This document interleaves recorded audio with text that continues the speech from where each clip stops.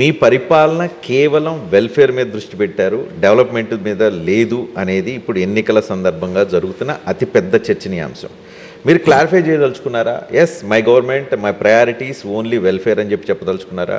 రెండు బ్యాలెన్స్ చేస్తున్నారంటారా? As a CM 5 సంవత్సరాలు పరిపాలన చేసిన మీరు ఏం చెప్పదలుచుకున్నారు ఈ సందర్భంగా ప్రజలకి? Basically what is development? నేను చెప్పనా వాట్ ఈస్ డెవలప్మెంట్ దృష్టిలో, ప్రజల దృష్టిలో కానీ ఒక నెరేటివ్ ఏంటి ప్రజల మైండ్లో ఉందంటే, డెవలప్మెంట్ అంటే పెద్ద సిటీ కనిపించాలి, పెద్ద బిల్డింగ్లు కనిపించాలి, గ్లామరస్ జాబ్స్ కనిపించాలి, పెద్ద రోడ్లు కనిపించాలి, వైట్ కాలర్ జాబ్ చేసుకుంటున్న పబ్బులు, క్లబ్బులు, ఆ కల్చర్ కనిపించాలి. ఇదేది ఆంధ్రప్రదేశ్లో లేదు కదా. ఆంధ్రప్రదేశం పేదరికంతో ఉందని కదా బయట impression. I'll come to your గతంలో ఎప్పుడు జరగని విధంగా ఈరోజు రాష్ట్రంలో 17 కొత్త మెడికల్ కాలేజీలు కడతా ఉన్నాం. మిమ్మల్ని అడుగుతున్నాం, డెవలప్మెంట్ కాదా ఇది? I move forward. గతంలో ఎప్పుడూ జరగని విధంగా ఈరోజు రాష్ట్రంలో కొత్తగా 4 సీపోర్ట్లు కడతా ఉన్నాం. రాష్ట్రం స్వతంత్రం వచ్చినప్పటి నుంచి ఇప్పటిదాకా రాష్ట్రంలో 4 లొకేషన్లో 6 సీపోర్ట్లు ఉంటే, ఈరోజు ఈ 59 నెలల కాలంలోనే మరో కొత్త 4 సీపోర్ట్లు కడతా ఉన్నాం. వాయువేగంతో పనులు జరుగుతూ ఉన్నాయి. డెవలప్మెంట్ కాదా ఇది? కొత్తగా 10 ఫిషింగ్ హార్బర్లు కడతా ఉన్నాం. డెవలప్మెంట్ కాదా ఇది? కొత్తగా 6 ఫిష్ ల్యాండింగ్ సెంటర్లు కడతా ఉన్నాం. డెవలప్మెంట్ కాదా ఇది? కొత్తగా 3 ఇండస్ట్రియల్ కారిడార్స్ పరిగెత్తిస్తూ ఉన్నాం పనులు. 10 ఇండస్ట్రియల్ నోడ్స్ పరిగెత్తిస్తూ ఉన్నాం పనులు. ఎయిర్పోర్ట్ల విస్తరణ మొత్తం ఈ 59 నెలల కాలంలోనే జరిగింది, including Kurnool, including Kadapa. Bhogapuram international airport వాయువేగంతో ఈరోజు పనులు జరుగుతూ ఉన్నాయనంటే అది ఈ 59 మంత్స్లో. ఇవన్నీ ఒకవైపున కనిపిస్తూ ఉన్నాయి. As we speak of development, ఎంఎస్ఎంఈస్కు మన ప్రభుత్వం ఇచ్చినంతగా సపోర్టు, ఈ 59 మంత్స్లో వచ్చినంత సపోర్టు గతంలో ఎప్పుడు ఎక్కడ రాలా. ఈజ్ ఆఫ్ డూయింగ్ బిజినెస్లో నెంబర్ 1 స్టేటస్ కన్సిస్టెంట్లీ ఆంధ్ర రాష్ట్రం మెయింటైన్ చేస్తూ ఉంది. ఇన్ఫ్యాక్ట్ ఈజ్ ఆఫ్ డూయింగ్ బిజినెస్లో మార్పులు చేశారు. ఆంట్రప్రీనియర్స్ అభిప్రాయం కూడా పరిగణలోకి తీసుకుంటా ఉన్నారు. తీసుకున్న పిమ్మట కూడా we are number 1 in ease of doing business, which is never there before. And ఇవన్నీ ఒకవైపున జరుగుతూ ఉండగా రాష్ట్రంలో వచ్చిన పెట్టుబడులు గతం చంద్రబాబు నాయుడు గారి హయాంలో కేవలం 5 ఏళ్లలో 32,000 కోట్లు వస్తే, ఈరోజు మన హయాంలో 1,00,000 కోట్లు పైగా వచ్చినాయి పెట్టుబడులు. పారిశ్రామికవేత్తలు, గతంలో రాని పారిశ్రామికవేత్తలు, గతంలో ఆంధ్ర రాష్ట్రం ఇటువంటి పేర్లు వినని పారిశ్రామికవేత్తలు, బంగర్లు, బజాంకాలు, శ్రీ సిమెంట్స్ కానీ ఇట్లాంటి వాళ్ళందరూ, సెంచరీ ప్లైవుడ్స్ ఇట్లాంటి వాళ్ళందరూ ఈరోజు రాష్ట్రంలోకి వస్తూ ఉన్నారు. All this is happening now. ప్రతి గ్రామంలోనూ యూ హ్యావ్ సచివాలయం. అదే గ్రామంలో 4 అడుగులు ముందుకు వేస్తే you have a village clinic. అదే గ్రామంలో ఇంకో 4 అడుగులు ముందుకు వేస్తే you have an English medium, నాడు నేడుతో బాగుపడ్డ ఇంగ్లీష్ మీడియం స్కూల్. అదే గ్రామంలో ఇంకొక 4 అడుగులు వేస్తే you have an RBK, Rythu Bharosa కేంద్రం. అదే గ్రామంలో you will see fibre grid now with 3,000 నిర్మాణంలో ఉన్న డిజిటల్ లైబ్రరీలో. ఇవన్నీ కళ్ళ ఎదుటే కనిపిస్తూ ఉన్న డెవలప్మెంట్. ఎక్కడెక్కడో నేను మాట్లాడడం లేదు, ఏమేమో చెప్పడం లేదు. నేను చెప్పే ప్రతి మాట కళ్ళ ఎదుట కనిపించే డెవలప్మెంట్. మరి ఎందుకు చాలామందికి ఎందుకు కల్పించడం లేదు అది? చూడాలని లేనప్పుడు కనిపించదు. పచ్చకామరులకు లోకమంతా పచ్చగానే కనిపిస్తుంది. ఆ మాదిరిగా చూడాలని లేనప్పుడు, స్పెషలీ మన కర్మ ఏందనంటే, ఇక్కడ యుద్ధం ఏం జరుగుతూ ఉందనంటే, వీళ్ళ పేరుకే మీడియా, వీళ్ళు associate partners of Chandrababu Naidu. అన్ఫార్చునేట్గా వీళ్ళకు మనం చేసే ఏ మంచి కనపడదు. పైగా అబద్ధాలు, వక్రీకరణతో మనం చేసేదాన్ని కూడా డైల్యూట్ చేసి వేరే రకంగా ట్విస్ట్ చేసి రాసేవాళ్ళు వీళ్ళు. సో ఇటువంటి నెగటివ్ మీడియాతో యుద్ధం చేస్తూ ఉన్నప్పటికీ కూడా జరుగుతూ ఉన్న అభివృద్ధి అయితే ప్రతి చోట కనిపిస్తూనే ఉంటుంది. నేను ఒకటి చెప్తాను Rajani, what is sustainable development? ఈరోజు నేను ఒకటి చెప్తాను. నాడు నేడుతో బాగుపడ్డ స్కూళ్ళు,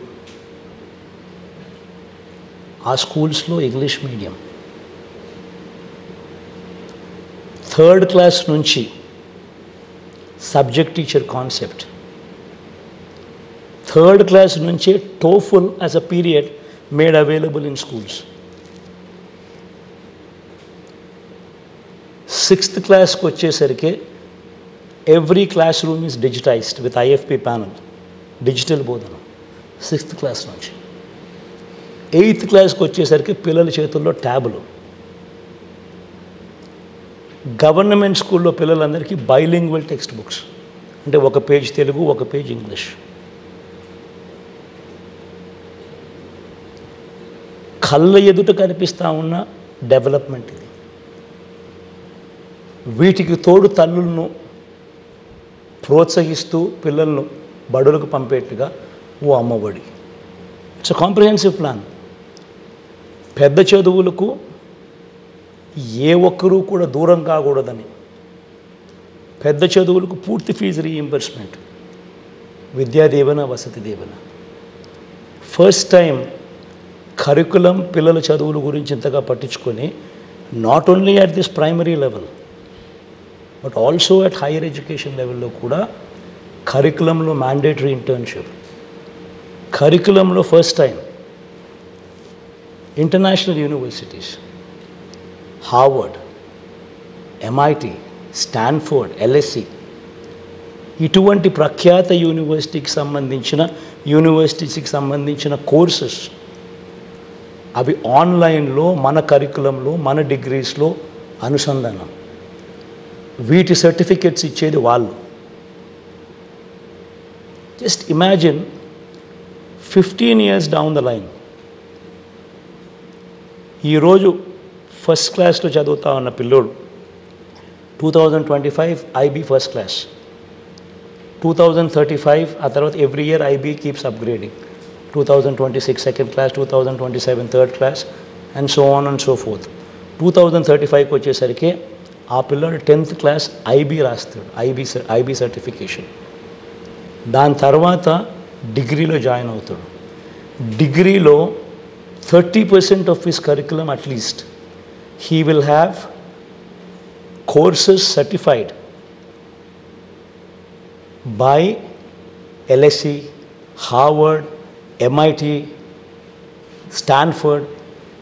ఈ వీళ్ళ కోర్సులు నీ కరికులంలో భాగంగా వాళ్ళ సర్టిఫికెట్లో at least 30-40% he will be holding.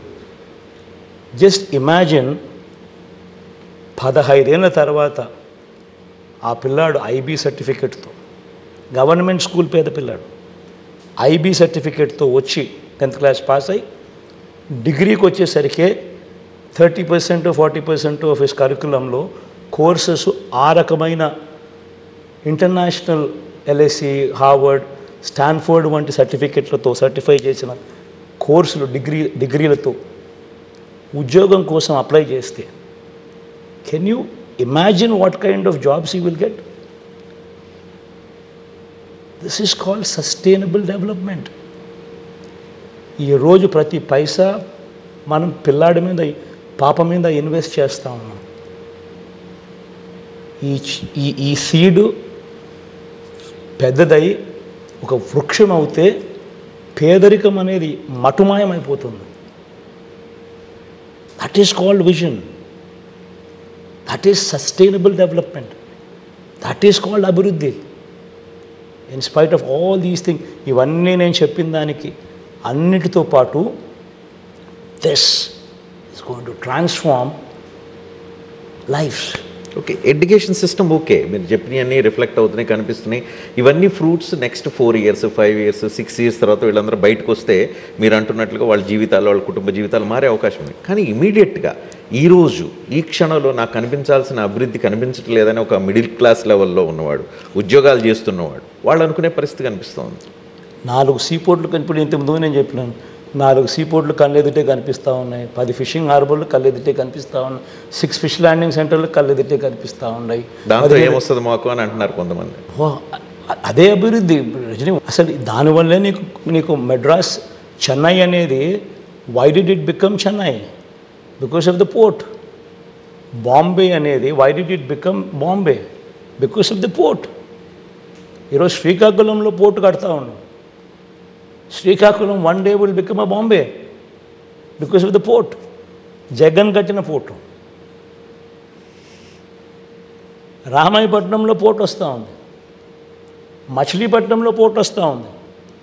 Machilipatnam will some day become another Bombay, Jagan కట్టిన పోర్టుతో.